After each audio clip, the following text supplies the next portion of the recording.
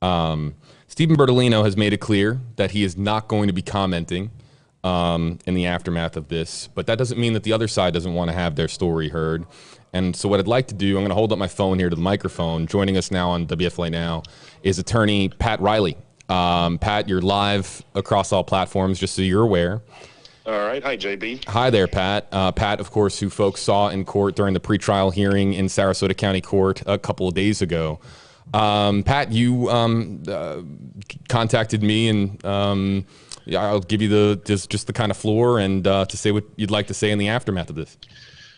Yeah, as I had said to you earlier, I was kind of shocked that this was released within about a half an hour after we left the FBI office up in Tampa. And I find it ironic that Mr. Bertolino says he wants, in full transparency, was releasing this. Well, someone should ask him why he doesn't release the entire notebook, but more importantly, ask him why he doesn't release Roberta Laundrie's letter to her son. A letter to her son. So Roberta authored a letter to her son. Can you explain more of what you're referencing here? Because this is news to us. Well, the letter Mr. Bertolino has the letter. I don't have a copy of the letter, but the letter appears to be written to Brian after Gabby was killed, and there's some pretty extreme things that she said in there that, without having the letter here to quote it, I don't want to say, but I will simply tell you that there's some pretty extreme things that were contained within that letter. When was this letter authored by Roberta Laundrie, and where is the whereabouts of it now? What can you tell us about it from those questions? The letter is undated, so it's uncertain when it was written, but certainly based upon what's contained within the letter, it would appear as though the letter were written after Gabby was killed and before Brian took his life. And the letter is currently in the possession of Mr. Bertolino. Was that one of the items? I will tell you, by the way, that on the envelope that contained the letter, the words "burn after you read this" were written. And who authored those words? I'm just trying to be as precise as I can. Roberta Laundrie. And again, that was written and that was delivered to whom? Brian. And was this one of the items that was retrieved today from the FBI, Tampa? And yes. And is this, you have alluded to me in multiple phone calls, Pat, about evidence that you have to back up the allegations that you have made in the civil lawsuit. Is this one of the pieces of evidence that you've been alluding to for so long? Absolutely.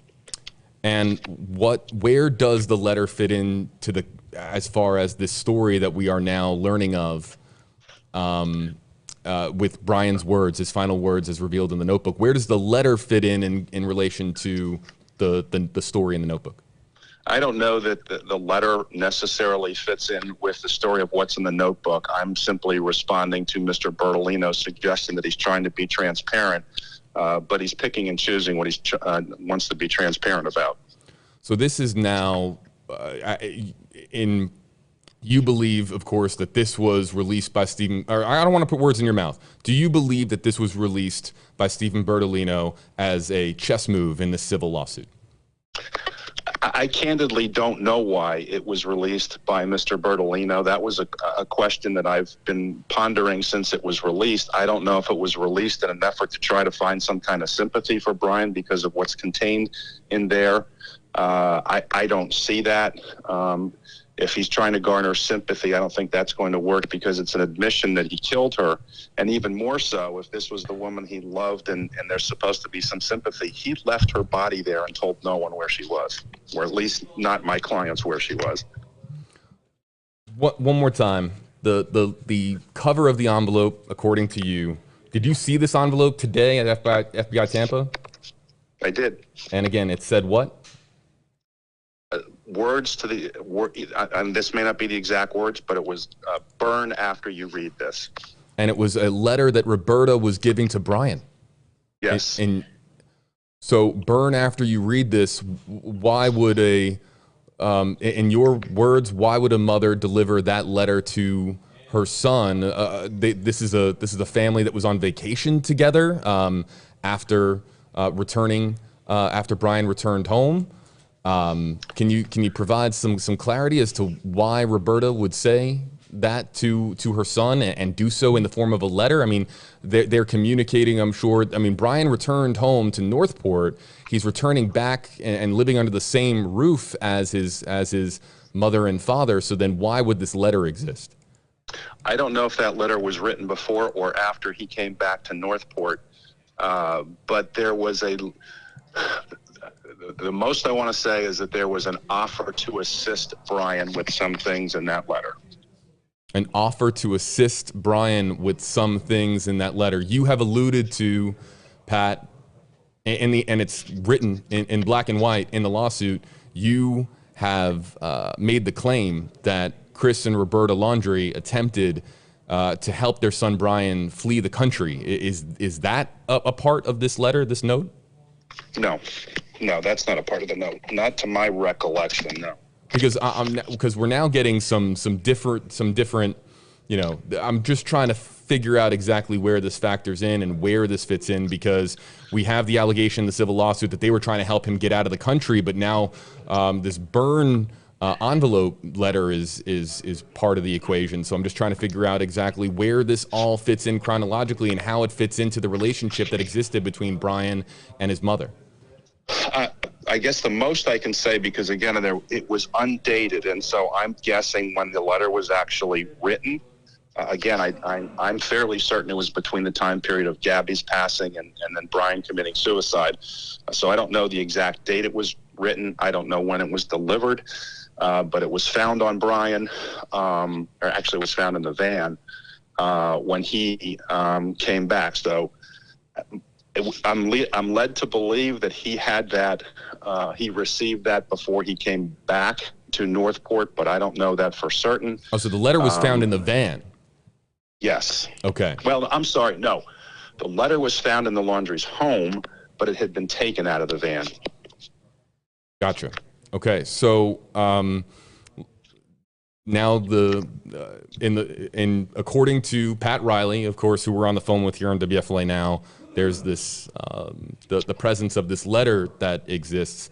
Pat, did you read the letter today while you were with FBI Tampa?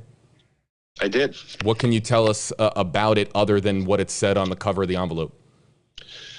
I can tell you that the letter contained an offer from Roberta Laundrie to assist Brian Laundrie.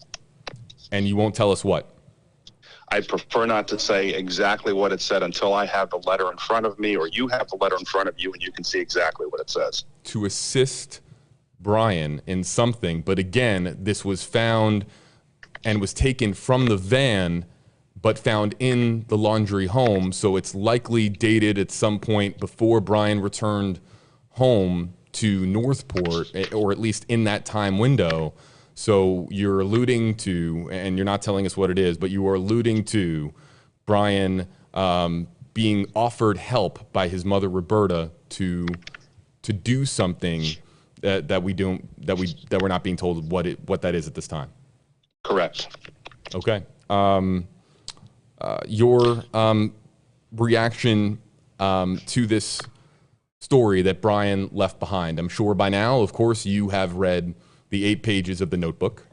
I'm sure Yes. by now that you and your clients have had an opportunity to at least process it. What do you make of Brian Laundrie's story that it was that he heard a splash, a scream, that she was cold, and that he was told by her not to leave her side and to stay by the fire?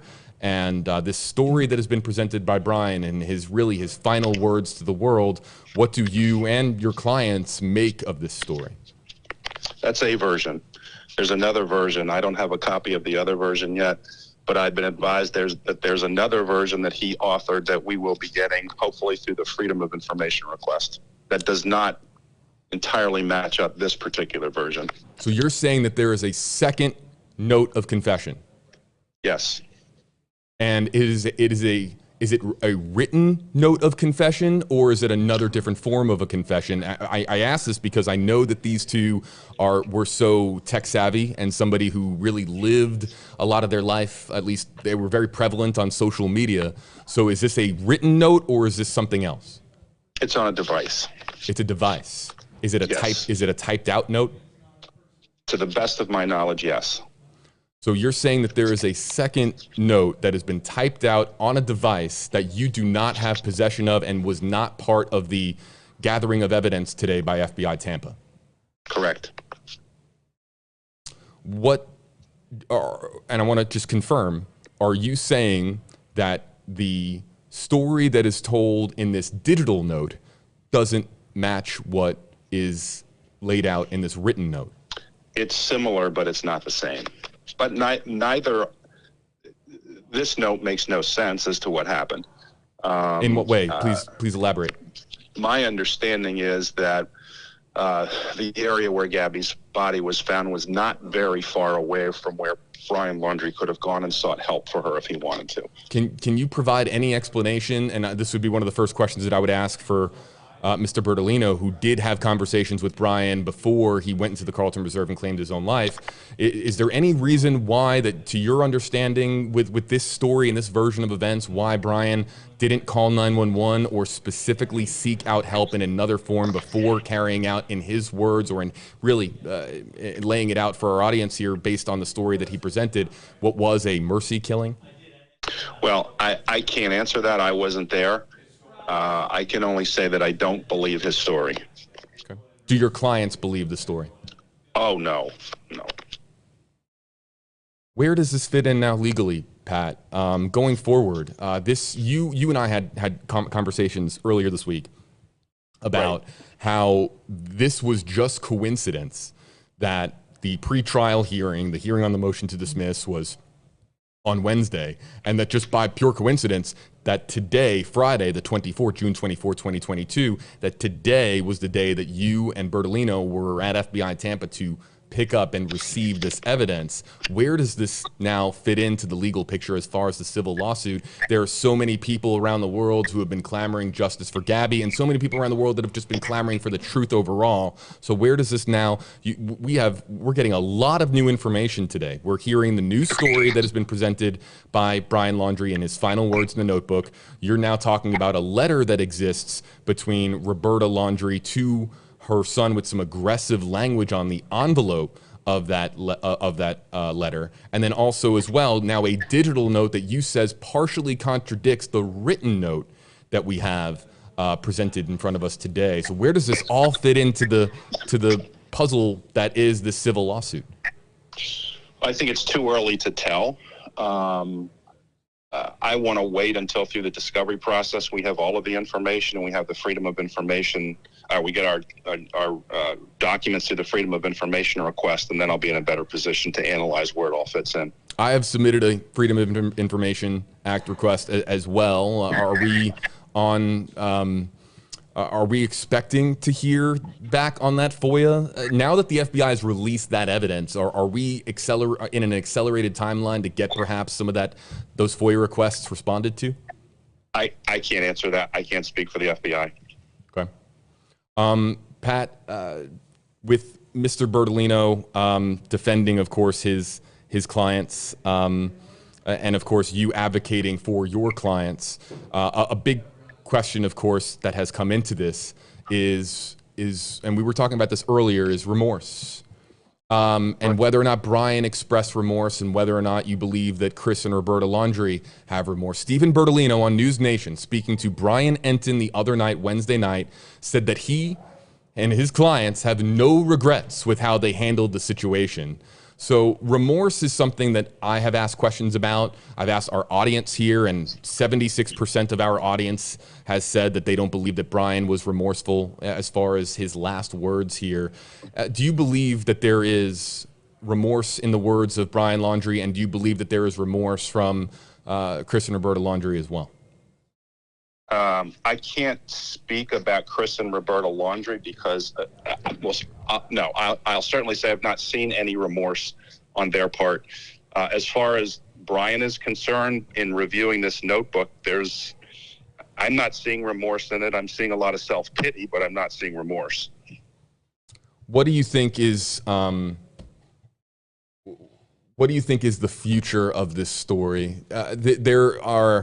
We went into this live stream, and some people commenting along saying this is over, It's time to move on. Other news in the world that we need to be focusing on. And then, of course, we now get the letter providing this explanation, and this opening up new questions. This opening up now even more questions, because you're telling us that this is only a small part of the story. You're saying that there is more to be told. Where does this go from here, Pat, before we let you go? Wow. I guess until we get Judge Carroll's rulings, I don't know where this goes. But if we get the ruling that we're hoping for, I think there's going to be a lot of information that we get to discover that has not been made public to this point, because the Laundries have remained quiet. So I'm hoping that as this moves forward, we'll get more information from them. And what is the end goal? Why, you're filing a civil lawsuit. There's the wrongful death lawsuit. Of course, there's monetary amounts listed in these documents. What are your clients? What do Nicole Schmidt, Gabby's mom, Joe Petito, Gabby's father, what do your clients want as a result of all of this now coming out 6 months after the FBI concluded their investigation? Well, they want everyone. Well, what they want at the end of all of this is justice. They want Brian Laundrie's estate held responsible for what Brian did, and they want a jury to tell the Laundries that what they did, with the knowledge that they had, having had the relationship that they had with the Petito family, that what they did was wrong, and they have to atone for it. Pat Reilly, calling in to WFLA Now to share some more news on a day that has been filled with news regarding the Gabby Petito, Brian Laundrie story. Pat, thanks for taking some of your time to join us today. And I offer, if they are watching, I offer Stephen Bertolino, even though he had said that he is not going to be commenting on this further, I offer him the same opportunity. I am as fair as they come. Stephen Bertolino, if you'd like to call, you have my phone number, and I offer you the opportunity to respond. Pat Reilly, thanks so much for joining us. Thank you, JP. All righty. Folks, this, of course, is now a new development in this story. And so we are going to take a step back here for just a second and see if we can have a conversation in our newsroom here. We are not going anywhere. We'll be back within the next 2 minutes here on WFLA Now.